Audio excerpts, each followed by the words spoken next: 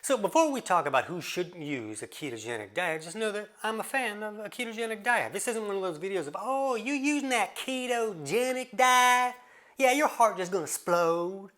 That's not what this is. So I use a ketogenic diet myself. I use keto with some of my clients. I understand the benefits of keto, especially when it comes to cardiovascular health. I even teach courses on how to get the benefits from a ketogenic diet. But just as I know all the benefits that can come from using keto, I also understand that just like any supplement or diet or any food even, that keto is not right for every person. And there are people with specific physiological issues going on, whether it's imbalances or malfunctions in the body, that can make keto magnify those problems and create further health issues. So in this video, not only am I going to help you understand who should not use a ketogenic diet, I'm also going to explain steps that these folks can take so that they can benefit from a ketogenic diet if that's the route that they want to go.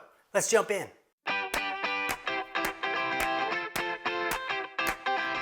TC Hale is not a doctor and does not claim to be a doctor or licensed in any type of medical field. Don't be an idiot and use anything heard on the show as medical advice. This information should be used for educational purposes only, and you should contact your doctor for any medical advice. Now get off me. Just know that you're going to hear keto gurus say, well, I've been using keto for years and it doesn't create any problems if you just follow my 5-step pattern. But the reality is that just as any high-carb diet can create problems, we know that a high-carb diet for a lot of folks can create insulin resistance and type 2 diabetes and all kinds of other trouble that can go along with that. But that's not the situation for every person. Some people can eat a high-carb diet for a long time and do fine. And it's the same thing with keto. The reality is that eating one way can create imbalances in the body. And over time, those imbalances can create problems that the person might not want to deal with. So what we're going to look at is the main factors that can cause trouble with a ketogenic diet and why using a ketogenic diet over a long period of time can create some of these troubles. Now, for me personally, I was able to use a ketogenic diet for more than 5 years before I ran into any trouble at all. I felt great. Everything was going great. I felt like it was the perfect diet and everybody should be going that route. But the reality is we need to look at each person's unique bio-individuality, understand how their body is operating before we shove some diet in their face and saying, you got to do this, it's going to work for everybody. Because the reality is if you're paying attention, you're seeing a lot of good about keto, but you're also hearing bad in people that are having trouble. And this video is going to help you understand what's going on.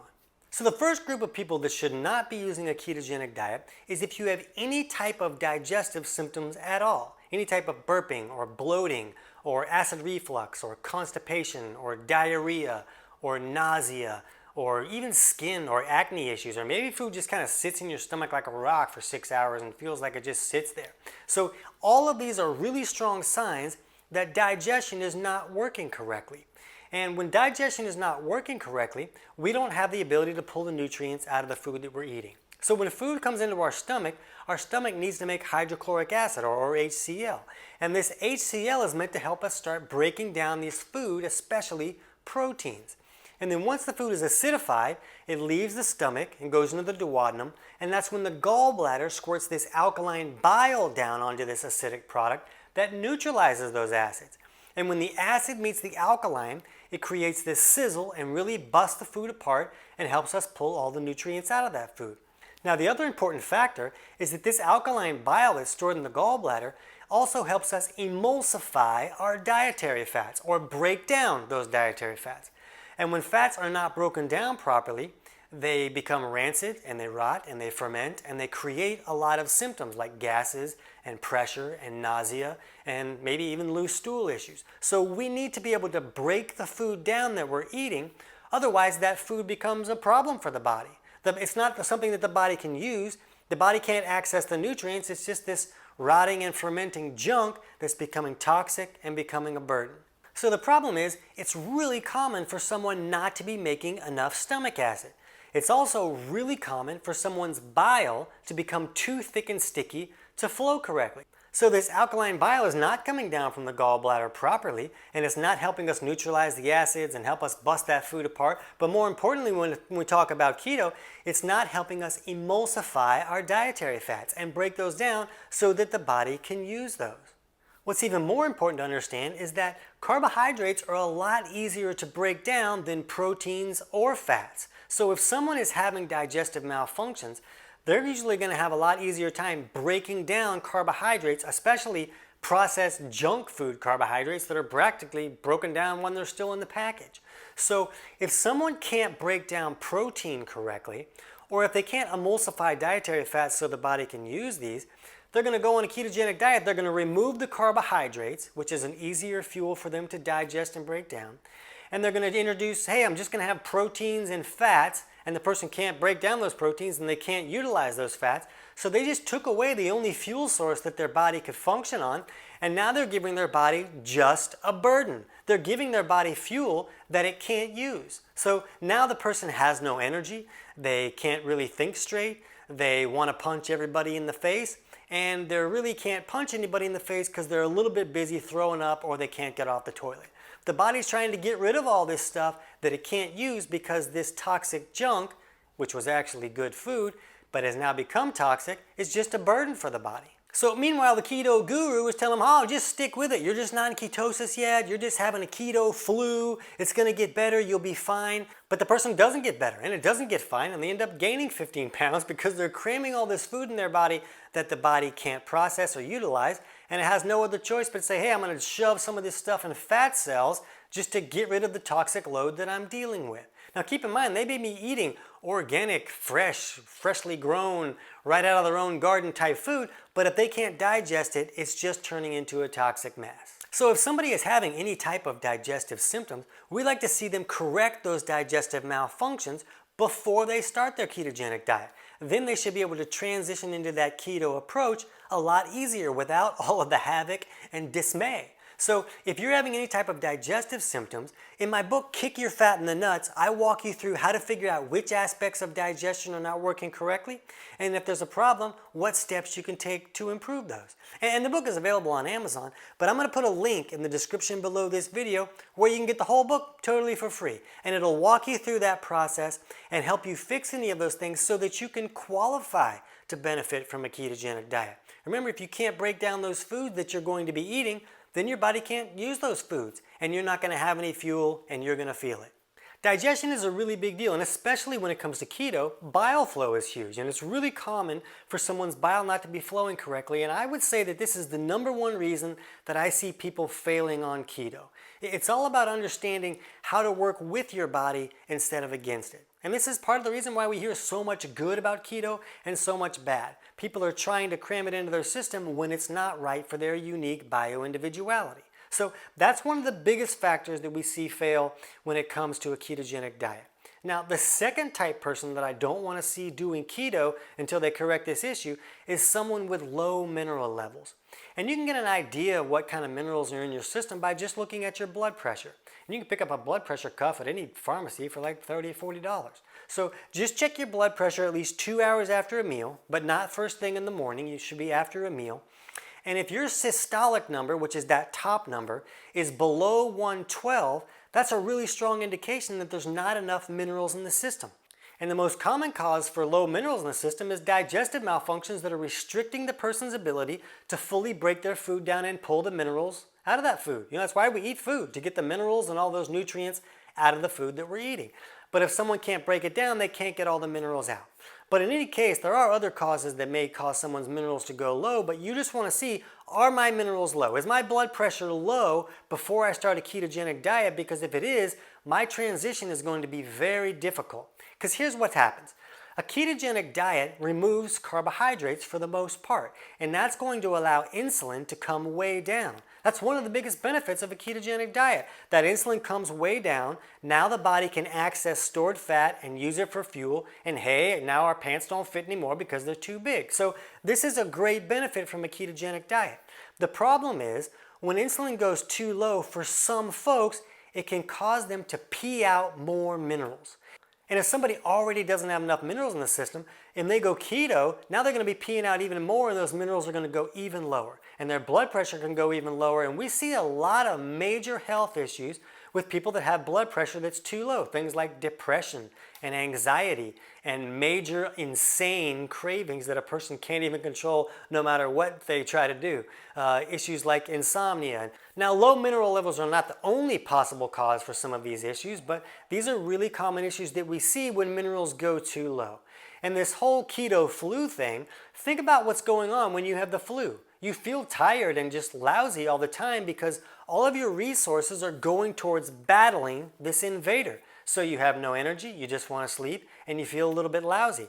So this keto flu, where it feels like you have a flu even though you don't, is just from resources going too low because you're not bringing in any carbs that your body was using as for fuel. Yet you're not in ketosis yet, so your body doesn't have this backup fuel source that it can use. And maybe you're peeing out too many minerals, so now you don't have enough minerals for the body to function the way that it wants to function, and it's just going to be a big bowl of blah. And that's where this keto flu issue comes from. This is why people have no energy and their mental focus all goes when they start keto and they haven't got into a state where they're really using ketones properly yet. So you hear people talking about these things and dizzy spells and all kinds of stuff like that as they're transitioning into keto, because it can take some people 2, 3, maybe 4 weeks to really get into a state of ketosis where their body's really good at burning fat and it's creating these ketones that the body and the brain can use for fuel, and it can take a little time to get into that. So that can be difficult enough for some folks already. But when somebody's minerals are really low and then they start peeing out even more minerals, well, they're going to put themselves in a bad place, and they're going to be in such a difficult situation that it's likely that they're going to quit. And they're going to say, wow, keto doesn't work. But the reality was they just didn't qualify to benefit from a ketogenic diet. Now, the third type of person that I don't want to see doing a ketogenic diet is someone with a really low breath rate. And this is something that you can just test on your own. You just get a stopwatch or just use the timer on your phone, set it for a minute, and count the number of times that you inhale in that minute. Don't count inhale as 1 and exhale as 2. Just count the inhales. And if that breath rate is lower than 12, that's a really strong indication that your blood may be leaning too far on that alkaline side. And when that's the case, what's called the Bohr effect kicks in. And what this says is that when the blood is leaning too alkaline, oxygen can't get down to the tissues so that it can be utilized correctly. And when oxygen can't get down to the tissues, the body can't utilize that oxygen, and now we got some real energy production problems. So when the blood is leaning too alkaline, the body will slow down the breath rate in order to try to hold on to more CO2. CO2 is what we exhale, and CO2 is acidic. So if the body can try to hold on to more of that, it'll help acidify the blood, balance out that pH, and allow oxygen to get down to where it needs. So here's the problem when it comes to a ketogenic diet. When we eat carbohydrates, when we process those carbohydrates, CO2 is a byproduct of processing carbohydrates and sugars. So when we eat those carbs, we produce this CO2 that can help acidify the bloodstream and help balance that out. But if somebody stops eating carbohydrates and their breath rate is already too low, well, they're going to magnify this problem by removing carbohydrates and removing that CO2 byproduct that comes from producing those carbohydrates. So I'm not saying that everybody needs to eat carbohydrates for this reason. Some people's blood is actually leaning too far on the acidic side, and removing carbohydrates could really benefit them greatly. So don't view this as one rule is right for everyone. That's not the case. But this is one of the reasons that a lot of people have trouble when starting a ketogenic diet, and it's also one of the reasons that why some people can run into trouble after doing keto for too long. And this is what happened to me. My breath rate went down to like 6. I had no energy. I couldn't do anything. I had to take a rest halfway up 3 steps. So I was doing really great on a ketogenic diet until my blood started leaning too alkaline, and then I learned that I needed to cycle in keto from time to time and not just stick with it nonstop, because eating one way for too long can create imbalances for some folks.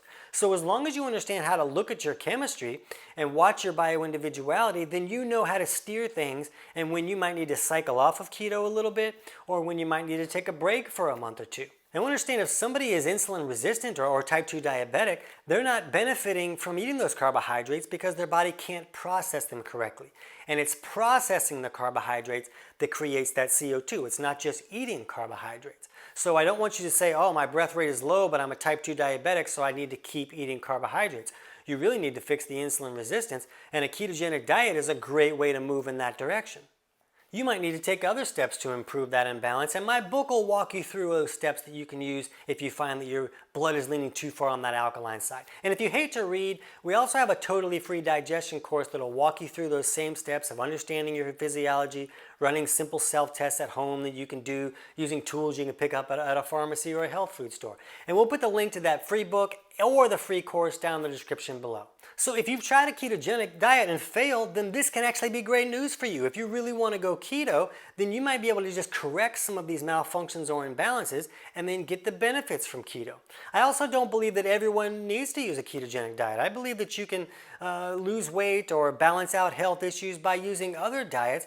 What's the most important factor is to learn how to work with your body instead of against it. So if you're interested in keto and maybe you're also doing intermittent fasting, understand that that can create problems for some folks as well. So jump over now and watch our video on 4 types of people who should not use intermittent fasting. I can't wait to hear about your results.